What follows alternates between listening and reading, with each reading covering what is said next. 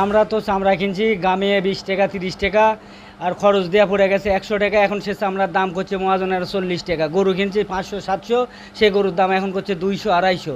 এমন আইডার গোছে আমরা কিনছি আমরা 1500 1600 করে ভাই। সে আইডার চামড়া বলে বেচা কিনাই নাই। আমরা ভাই এখন ব্যবসায়িক, আমার মাথা থাত, আমার কোনো কারবার নাই। এখন গাড়ি ভাড়াটাতে যে বাদ যাবো ভাই, এই পরিস্থিতি নাই। চামড়া নিয়ে এসে যে মহাজনের ঘরে ফেলছি, এখন মহাজনে করছে আপনারা রেখে থেকে চলে যান, যখন বিক্রি যদি হয় তাহলে এসে টাকা লিয়া যায়, আর না হলে ভাই আপনাদের চামড়াটা আমরা এখানে পড়ে থাকলো আমরা কিছু করতে পারবো না ভাই।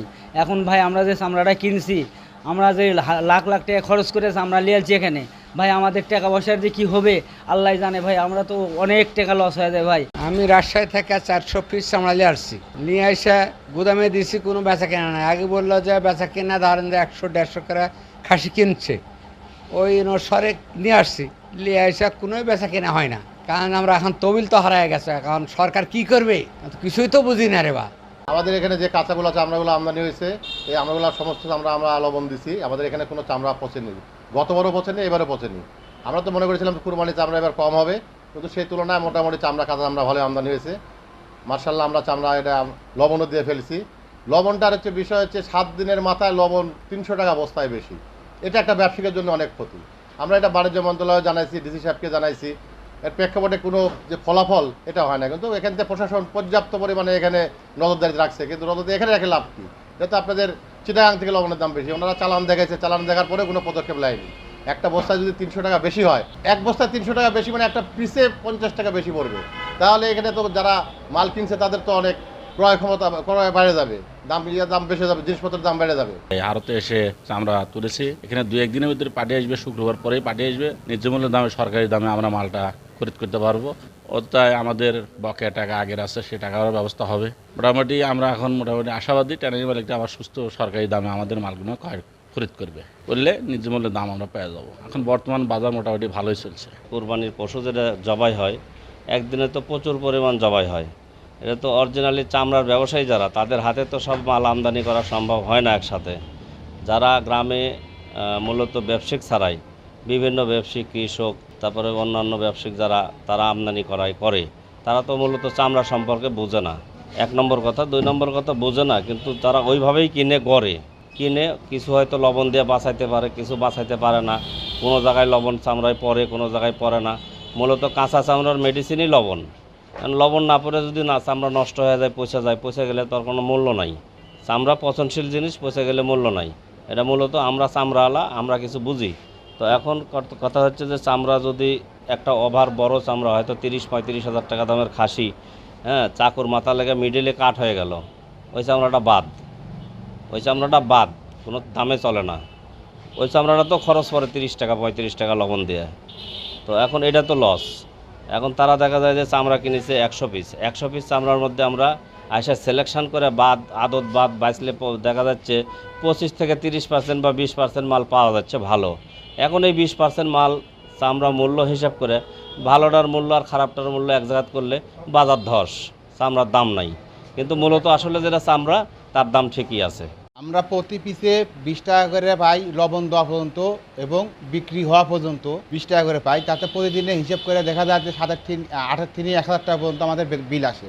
এই কাজের মজুরি আমরা ঠিকমতো পাই না, কম হয়। এই কাজে মাল কেনা বেচা নাই। সরকারের কাছে আবেদন, মালের দাম বাড়ায়। আমরা কাজ করে জানি বেতন বেশি করে পাই, টাকা পাই। মালের দাম যত বেশি হবে তত আমার টাকা বেশি হবে। নাটোর হচ্ছে বাংলাদেশের 2য় বৃহত্তম চামড়ার বাজার। এখানে বিভিন্ন জেলা থেকে চামড়া এসে থাকে। আমরা সরকারের নির্ধারিত মূল্যে চামড়া ক্রয় করেছি। সরকার যে মূল্য নির্ধারণ করে দিয়েছিল তার থেকে একটু অতিরিক্ত দামেও আমরা কিনেছি। কেনার পর আমরা সংরক্ষণ করে রেখেছি, এবং এখানে ঢাকার যারা টেন্ডারি মালিকরা আসে ওনারা 8-10 দিন পর থেকে আসবেন, এবং আমাদের এই চামড়াগুলি আমরা আশা করি আমরা সরকারের যে বেঁধে দেওয়া দাম টেন্ডারি মালিকরা আমাদেরকে সে অনুপাতেই দাম দিবেন এই আশায় রাখি।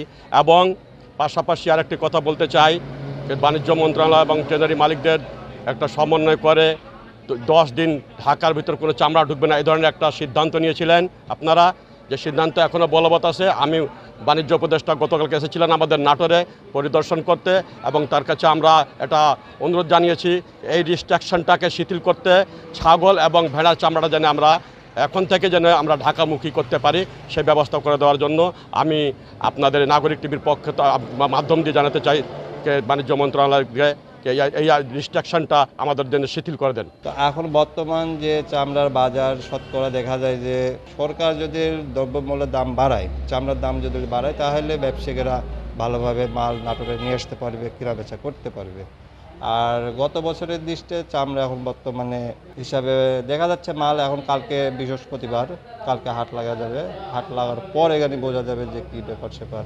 ঈদের যে ব্যবসা করি ভাই, সারা জীবনই ব্যবসা করি, কিন্তু এইবার কেনার পরে লবণ টবণ দিয়ে নিয়ে আসে আড়তে ফেলাছি, আড়ত দ্বারে কোনো বেচা কিনার কোনো চিন্তা ভাবনাই নেই। পরিশ্রম করি, এই পরিশ্রম অনুযায়ী আমার হলো টেকা দেয় না। তো আমরা হলো পরিশ্রম, মাটি কাটা পরিশ্রম, যে গরম, এই গরমের মধ্যে হলো বিল দেয় না, এই বিলে হলো আমার পোষায় না, খুব কষ্ট। এই যে গা ঘাইমে কি অবস্থা, তারপর চামড়া মনে করেন রোদে পড়ে থাকি, আবার মনে করেন এক চামড়া হলো 10-12 বার পাল্টাইতে হয়। এখন করোনা, বাদ, পচা, বিভিন্ন হলো সমস্যা। আসলে আমরা জেলা পুলিশের পক্ষ থেকে অনেক আগে মূলত নিরাপত্তা ব্যবস্থা নেওয়া হয়েছে। এই দ্বিতীয় বৃহত্তম যে চামড়া শিল্প, চামড়ার আড়ত, এটা আমরা জানি, এটা নিরাপত্তা ব্যবস্থা ইতিমধ্যে আমরা সাদা পোশাকে এবং পুরা পোশাকে, এবং আমাদের একটা অলরেডি নিরাপত্তা ক্যাম্প স্থাপন করা হয়েছে এখানে। আমাদের পর্যাপ্ত গোয়েন্দা তৎপরতা অব্যাহত আছে। এই জন্য আমরা ঈদের এই পর্যন্ত আমরা খুব সুন্দরভাবে ম্যানেজমেন্ট করতে পারছি। আমরা চামড়া পাচার রোধে সরকারের নির্দিষ্ট কিছু নির্দেশনা আছে, সরকারের নির্দিষ্ট গোয়েন্দা তথ্যের ভিত্তিতে আমরা ওই চেকপোস্টগুলোতে আমাদের তদারকি জোরদার করেছি। আমরা বিশ্বাস করি যে আমরা সরকারের নির্দেশনার বাইরে কোনো রোডে, কোনো জায়গায় কোনো চামড়া পাচারের সুযোগ নেই। সেটার ক্ষেত্রে আমরা স্থানীয় বিজিবির সাথে যোগাযোগ আমাদের আছে, যৌথ বাহিনীর সাথে আমাদের যোগাযোগ আছে। আমরা সবাই মিলে আমরা চেষ্টা করব যেন কোনো অবস্থায় সরকারের নীতির বাইরে কোনো ধরনের চামড়া পাচার অথবা কোনো কিছু না হয়। আর সর্বশেষ হচ্ছে আমরা চামড়ার দাম নিয়ে যে অভিযোগটা আমরা শুনতেছি, সেটা আমরা যাচাই বাছাই করতেছি। আমি নিজে এসেও দেখছি যে চামড়ার দামটা আমরা তুলনামূলকভাবে আমরা কথা বলবো যে কি পরিমাণ দাম কম বেশি হচ্ছে। সেটার ক্ষেত্রে আমরা ধরো ব্যবসায়ী নেতৃবৃন্দের সাথে আমরা একবার বসছিলাম, আবার তাদের সাথে আমরা কথা বলবো বিকালেই।